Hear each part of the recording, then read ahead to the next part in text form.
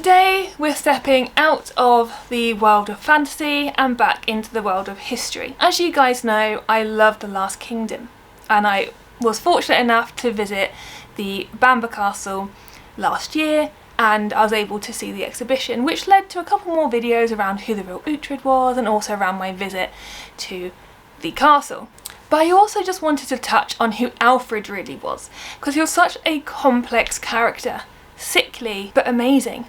So let's dive into who this real king was. Alfred was born in 849 and he was the King of Wessex between 871 and 889. He prevented England from falling to the Danes and promoted literacy and learning.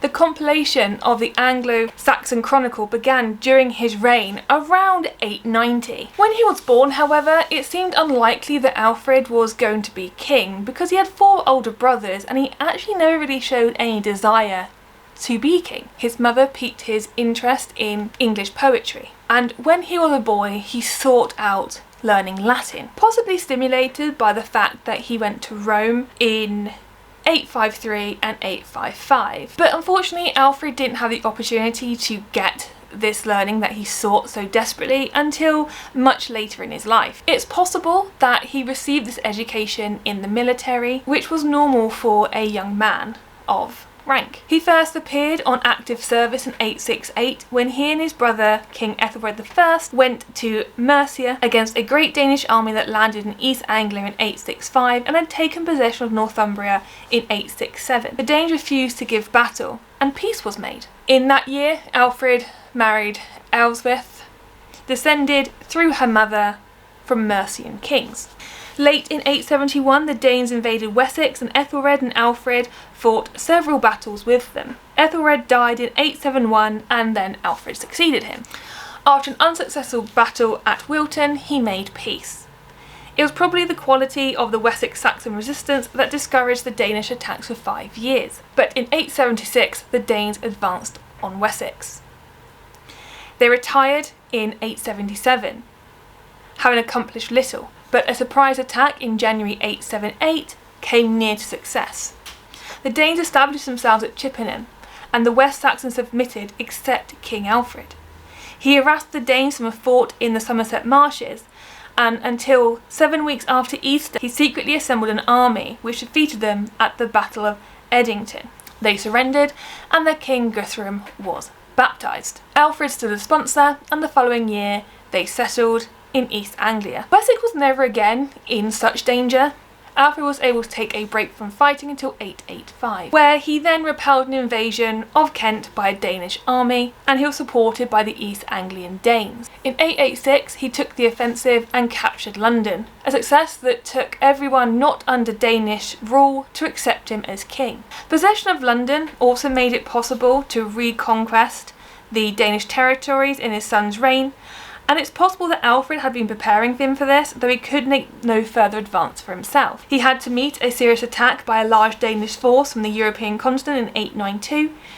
It was not until 896 that they gave up the struggle. The failure of the Danes to make any more advances against Alfred was largely a result of the defensive measures he'd undertook during the war. Old forts were strengthened and new ones were built at strategic sites. Alfred succeeded in government as well as in war. He was a wise administrator, organising his finances and his service due from noble followers. He took steps to ensure the protection of the weak from oppression by ignorant or corrupt judges. He created an important code of laws, studying the principles of law-giving. He limited the practice of the blood feud and imposed heavy penalties for breach of oath or pledge.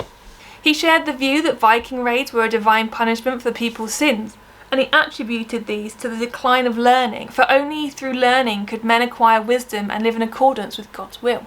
He learned Latin and began to transcribe books from Latin into English in 887. He directed that all young men of adequate means must learn to read English.